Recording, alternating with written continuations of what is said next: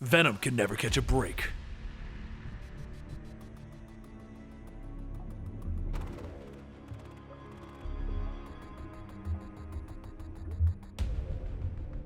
This is the complete story series brought to you by Comicstorian. Here we take Western comic books, break them down into the juicy bits, add in some music and voices, and bring it back to you dramatically, allowing you to understand the history of your comics and jump into the next storylines within this timeline. This is the story of Agent Venom on his road from hidden hero to space knight. It's older, but it's a good one. Now in our last video, Flash set off to Philadelphia to start a new life and finally put his past to rest. However, while taking up a job as a PE coach, Eddie Brock, using the toxin symbiote, found him and attempted to kill him. After a brief battle, the two were forced to team up to stop a greater threat, though Eddie vowed that he would come back one day to finish what he had started. Since the run-in with Eddie, Flash has returned to his normal life. PE coach during the day, stopping crimes at night, and occasionally he goes to his AA meetings. Day after day, it's the same thing until one Sunday night, Flash begins to notice something. While taking down some drug dealers in their meth lab, one of them pulled out a gun and was ready to fire. Before he could pull the trigger, Flash jumped on top of the man, telling him that pointing a gun at someone surrounded by a ton of chemicals really is a bad idea. He then goes on to state that someone as dumb as him clearly isn't calling the shots, so he's gonna need some information.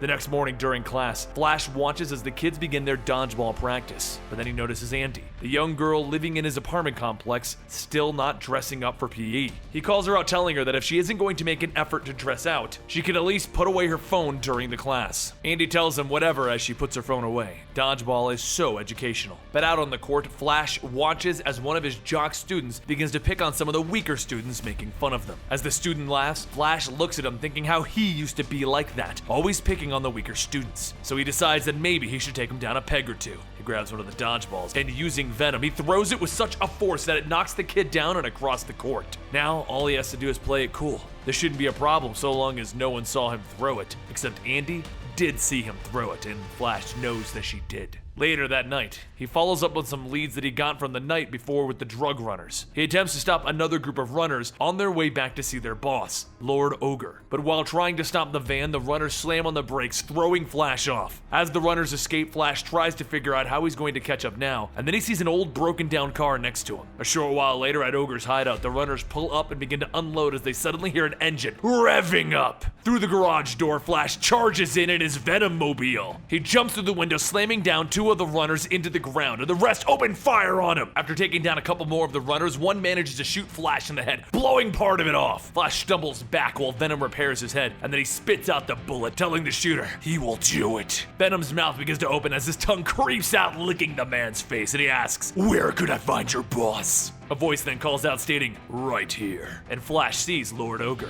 Ogre says that if he's coming looking for him, instead of busting up his business, he should have called for a meeting. Flash tells him that from the looks of it, he's kind of ruined his business. So this'll now be the part where he takes him down. The man that Flash is holding begins to tell Ogre that he never would have sold him out. He knows that, right? And Ogre tells him, of course. He was always a good apostle. He lets go of the chains on the two dogs that he's holding, and they charge towards Flash and the runners. One jumps on the runner while Flash grabs the other and throws it into the first dog, knocking them away. He quickly pulls out his guns, and as he takes aim, he sees Ogre has already escaped. Flash tells himself that he couldn't have gotten far, he should be able to, and then he hears a thump coming from a van. He heads over to the van, ready to take down the runners who decided to hide in there, and that's when he sees a van full of people. So not only was Ogre doing the drug business, but he was also in the human trafficking gang. There's only one way to deal with a monster like that. The next morning, Flash heads back to work when a voice calls out, "Venom." Flash turns back to see Katy and asks how, but before he can ask that, she tells him, "You're Flash Thompson, right? You were here when Venom showed up." He tells himself just to play it cool, she doesn't know who he really is, and tells her that he didn't really get a good look at him, so he doesn't have much to say.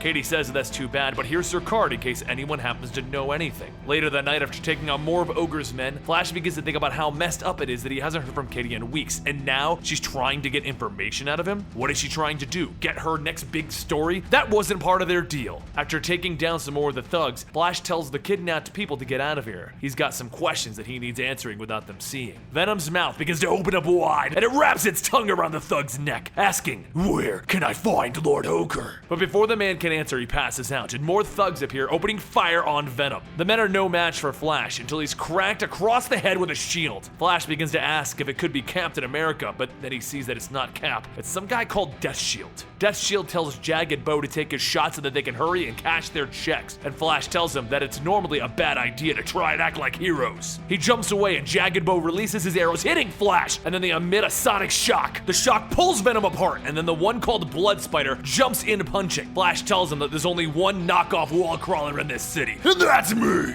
Venom starts to take over and knocks him away, but before he can land the final blow, Deathshield charges in, slamming into Flash. Venom gets back up and grabs Deathshield, throwing him into Jagged Bo. He then makes his way to the three of them, and suddenly a wire shoots out, grabbing Flash around the neck and electrocuting him. The wire's coming from Constrictor, and with him is Mr. Deathstrike, or Lord Deathstrike, something with death in it. Constrictor continues shocking Flash, and Jagged Bo shouts that Venom was their target. Constrictor tells him no, he's been tracking this for a while. Venom belongs to him! Deathstrike then cuts the wires around Flash, and soon all of the mercenaries begin to fight each other. But before they can realize it, Flash has escaped. While swinging through the city, Flash begins to think that with this much muscle under Ogre's payroll, he's gonna have to make a call. He's gonna need some intel. A little while later, in an underground parking lot, Katy says it's like that first time when they met, isn't it? Flash tells her that he knows that she's trying to dig up dirt on him. He thought that they had an understanding, and Katy says they do. But she also has bosses. Who would he rather have poking around at his business, her or a random reporter? Lucky for him, she's got all of the resources that he needs. Meanwhile, over at Ogre's penthouse, he welcomes all of the mercenaries who have been gathered regarding the hit that he has put out on Venom. He tells them that he knows that it might be overkill to have so many, but that's what he wants. Overkill sends a message. A voice then tells him that he happens to be singing his tune with that, and Jack flies down telling him, "I'm sorry that I'm a bit late. I've had some troubles getting a hall pass." With Katy's help, Flash begins gathering resources, making allies while taking down Ogre's hitmen one by one. However, while Flash slowly takes out some of the hitmen, Jack continues to watch from the shadows, waiting for his next move. Back in the apartment building, Andy sits with her father as the two of them watch TV. But after thinking it over for a little while, she begins to feel how this might be the time to finally talk to Flash about what she saw. She heads downstairs and knocks on Flash's door, asking if he has a few minutes to talk, and the door swings open, and Jack says, "I'm afraid Eugene isn't home right now, but I'm actually a really good listener myself." Jack says that he actually should just leave a message for their crippled friend, and use her blood to do so.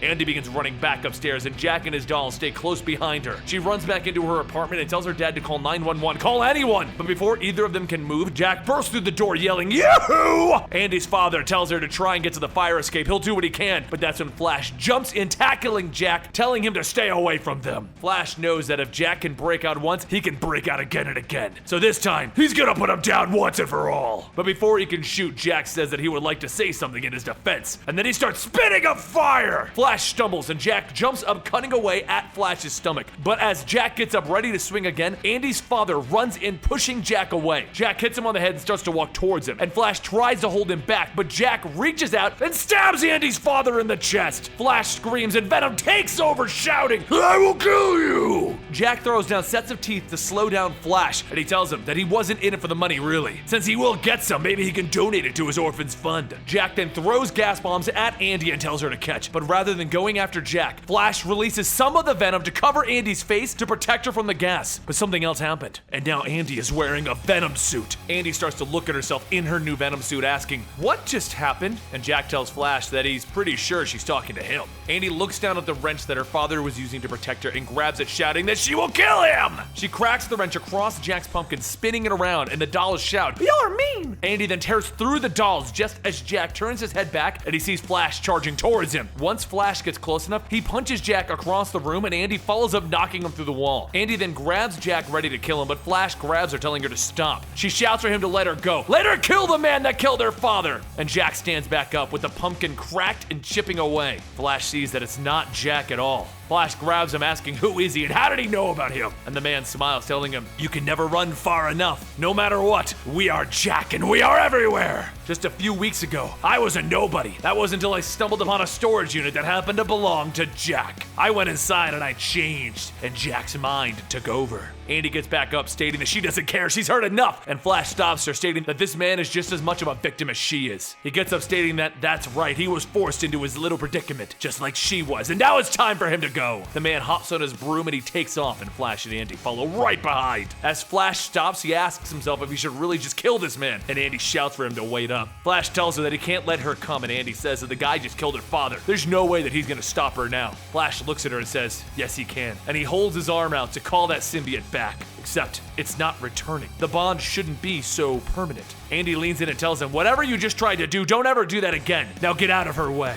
As Andy swings off, Flash watches in amazement at how well Andy is adapting to her new powers. It's as if she's a natural. As Andy gets ahead, an explosion goes off, knocking her to the ground. Jack, with the other mercenaries, step out stating that that's not Venom, it's just a kid. And Constrictor says that he doesn't care who anyone works for. No one is killing a kid. Jack says that that's nice and all, but he should have told him that. And then Flash swings in, kicking Constrictor down. Together, Flash and Andy fight off the mercenaries until it's just Jack left. After Flash knocks him down, Andy picks Jack back up and slowly begins to crush his head. And Flash tells her not to do this. If she goes down this path, there's no coming back. Andy shouts that he's the one who did this to her. Why would he give her this power if he didn't want her to use it? Flash says that he's just trying to protect her. If he could take the symbiote back, he would, but there's something that's wrong. They need to get through this together. And if she kills him now, she'll be on her own. So make the right choice. Sirens begin to go off in the distance, and the police arrive to see all of the mercenaries webbed up. As the days pass, Flash tries to get things back to normal, but the fact is, it can't go back to normal. After the funeral, Andy moved in with her aunt, and her and Flash have kept in contact. But with everything happening, there's just so many questions that need to be answered. How did the symbiote spawn another one like that? How did Andy get so used to the suit so quickly? There's one person that he can ask,